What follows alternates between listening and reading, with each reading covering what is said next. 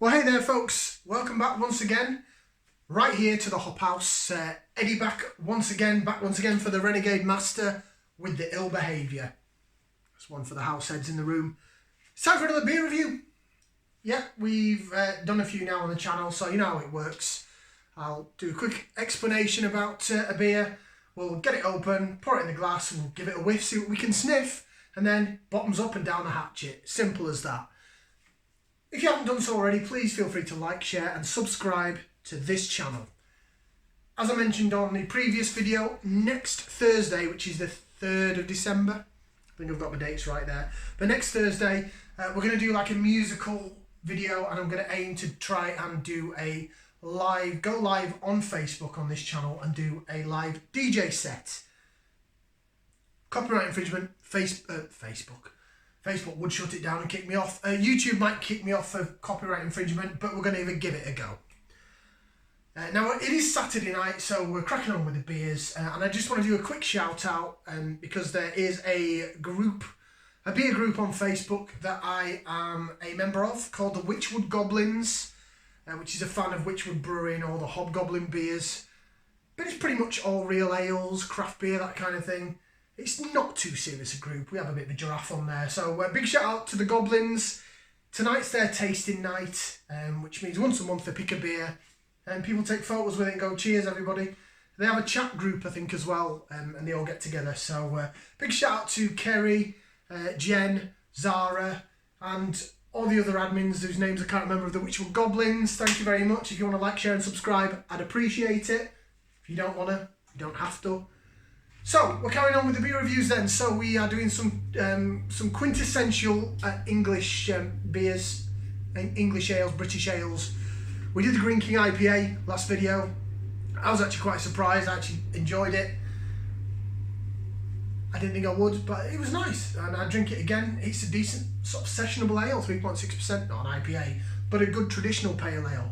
So what we're going to be reviewing right now, we're going to stay in England, we're going to stay in the UK, we're going to go a bit further south, still east, or east that way I suppose, reverse camera.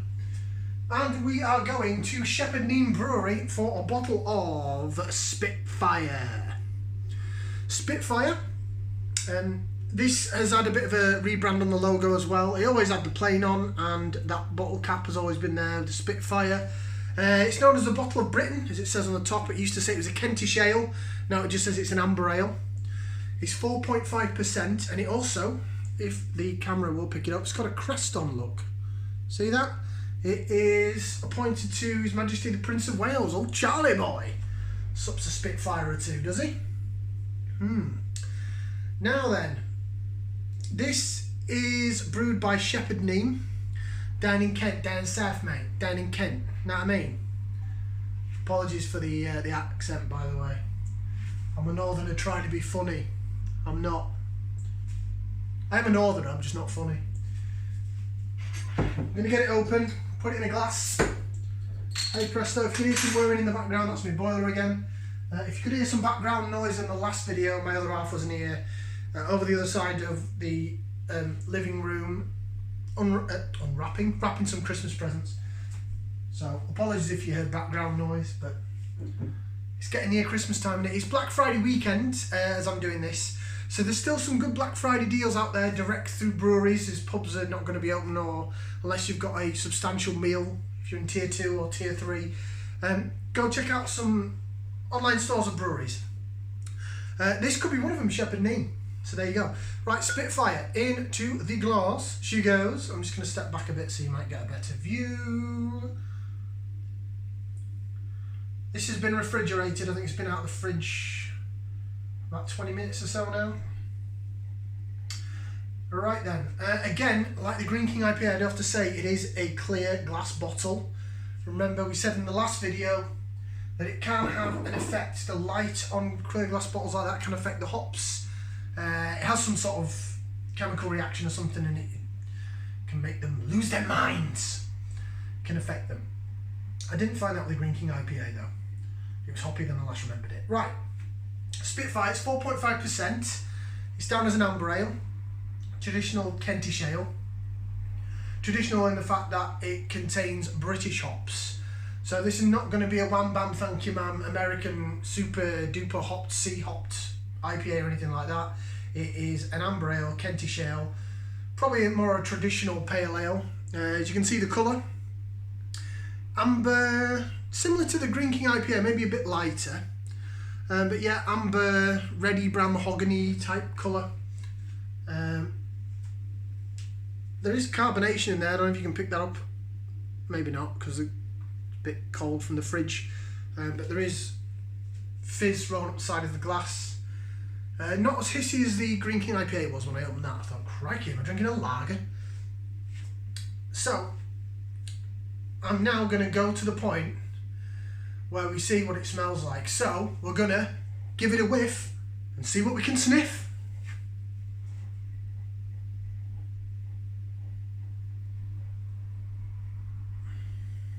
As I've previously explained on previous videos, my sense of smell probably hasn't worked right since I was about 8. I used to always get colds in the winter. I used to get hay fever in the summer, so I taught myself to breathe out my mouth.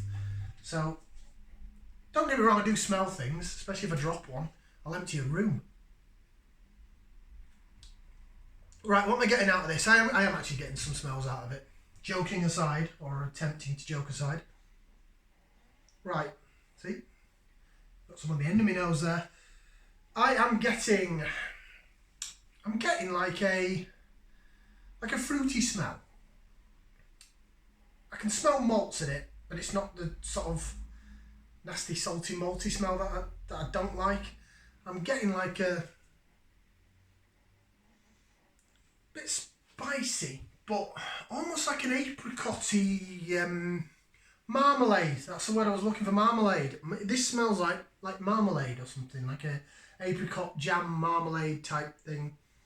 I wouldn't recommend putting this on your toast, but it's definitely what I'm smelling. I'm also smelling, similar to the Green King IPA, unless it's just still lingering in my mouth, like a toffee aftertaste smell. So I explained in the previous video that the Green King IPA, it's not sweet smell of toffee, but like the aftertaste that you get where it's sort of a bit dry at the back of your mouth. There's like a dry, sour sort of toffee aftertaste. Sort of picking up a bit in this. So that's what I could sniff. Now I'm going to give it a taste and see if it matches it up. So bottoms up and down the hatchet it goes.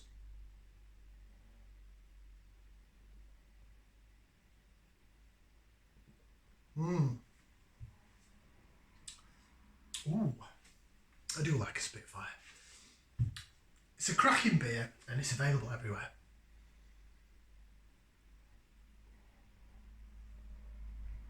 So, what am I getting? I am getting, it's definitely hoppy. Spitfire is bitter on the back end, the aftertaste. You get that toffee sourness that I said, so the aftertaste of the toffee where it's a bit, that's a great action. It does actually make my mouth do that. A lot of hops do that. When we get to really hoppy beer, American hops, I'll do that a lot and you'll probably just think, what a clown. But it does actually make my mouth do that. Don't know why, it's an involuntary reaction that I tend to have. Coming back to this beer, yes, it's bitter, it's hoppy. Definitely hops there, without a doubt. The marmalade that I said, the fruitiness, that is also there. I'll be honest with you, I'm not a big fan of marmalade, you know, in terms of having it on your toast for breakfast. I ain't keen on it. It's not my thing. But this beer, it has the tartness of a jam or a marmalade, but not the sweetness. So it's almost like, excuse me, I was discussing. It's almost like dried fruit, apricot, marmalade. I just feel like now I'm just saying random words. Yeah, I guess that's what I'm getting really. Marmalade and then like the aftertaste of like a dry, sour aftertaste toffee. But there's bitterness there. And the bitterness rolls down the side of the tongue. I think I said that before in the previous video. That's when I was saying about that involuntary noise of me going, when I get something that's really hoppy, it sort of rolls. Me personally, this might not be everybody. It might just be me being a bit odd. But it rolls down the side of my tongue and makes me go, and it makes me want more. It gets my saliva going in my mouth and really gets my taste buds raging. That's how I seem to react to hops. I don't hop around like a bunny, but I just go instead. Like I said, I'm a bit odd. So yeah, this is Spitfire, Shepherd Neame. As I said, it's 4.5%. The last beer, the Green King IPA, was 3.6. Never an IPA. So this has got more strength to it. So it's got more body. So when it's in your mouth, it feels a bit thicker. Initially, it does taste a bit fizzy, but not like fizzy like a lager where it gasses you up. I think it's just the carbonation and the thickness that allows you to... It just has a nicer mouthfeel. It's got more body to it. It's got a nicer mouthfeel than the Green King IPA. It's also got more flavour than the Green King IPA, I have to say. I was quite surprised by it, but this Spitfire is much better. So, there you go, Spitfire in a clear bottle. Let's have a quick read of what it says on the back. Now, it's made by Shepherd Neame. Now, Shepherd Neame claim that they are Britain's oldest brewer. It says so on the bottle. If you can see this, you probably can't pick it up on camera, but it says around the top of the bottle there, Britain's oldest brewer. They're from 1698. Now, that's debatable. Why? Because there is a brewery in Shropshire where I live, in a little town called Bishop's Castle, which is not far from the border of Wales. And that, it says it's Britain's oldest licensed brewer. So they put the word licensed in there. But that's dated 1642. So it doesn't take a genius to work out. If this is 1698 and they're 1642, who's the oldest? So there must be some reason why these are allowed to be called Britain's oldest brewer and they're allowed to be called Britain's oldest licensed brewery or brewer. I don't know. Sorry, I was reading the bottle. I'm going to go over here to the light so I'm not being antisocial. What does it say? What does it say? It says amber, toffee and spice aromas, hoppy bitter finish, original and ale malts, Kentish hops, the bottle of Britain. So toffee and spice aromas. Hey, I got that right. It's cool, isn't it? I think for the first time since doing these beer videos, I actually sound like I know what I'm on about. I don't. I really don't. Yeah, Spitfire, cracking beer. Like it a lot. It's a firm favourite. It is, as I say, it's readily available in all supermarkets. So you can get this at Asda, Tesco, Morrison's, Sainsbury's. It's usually very well priced as well. You can also get it at the discounters, Aldi and Lidl. You can pick this up, usually, this bottle, well not the empty one obviously with the contents in, for about £1.20, £1.25 I think is the going rate. 125, 130, give me 130, 135, no. £1.25. It does often go on offer in certain supermarkets at £1 a bottle as well. So, it's traditional British beer. I think they've been brewing that since the 1980s. Does it actually say how long they've actually been brewing this beer for? I know it was to commemorate the end, some sort of anniversary of the end of the Second World War or Spitfire planes. Obviously it's called Spitfire. Maybe should have done a bit more research into why it's called Spitfire and how long it's been about. It's been about longer than I've been drinking beer, put it that way. It's dark in colour, it's got great mouthfeel, it's hoppy, it's bitter, it's marmalade, sort of tarty, fruity, and it's available everywhere at a really good price. So, certainly is, to me, a good session beer if I want to go and drink it, go and get a few beers from Aldi. I usually pick up a bottle of it, maybe two, along with some of the other regular beers they do in there. The Hobgoblin Gold, which we reviewed on the channel, very good favourite of mine. £1.25, you can't go wrong. Well, thank you very much. That's been the review for the Spitfire in the Hobgoblin glass. I haven't got a Spitfire glass. My rating, I either give things a thumbs up or a thumbs down or somewhere in the middle. This gets a big thumbs up from me, maybe even 2 thumbs up. I really do like this beer. It's a go-to beer, especially if there's nothing else. They do it on cask as well. I remember when pubs were open. Do you remember that? They do it on cask. I've had it in, I think, 2 different pubs on cask. One was a Wetherspoons and one was an independent. 4.2%, so it's slightly lower on cask.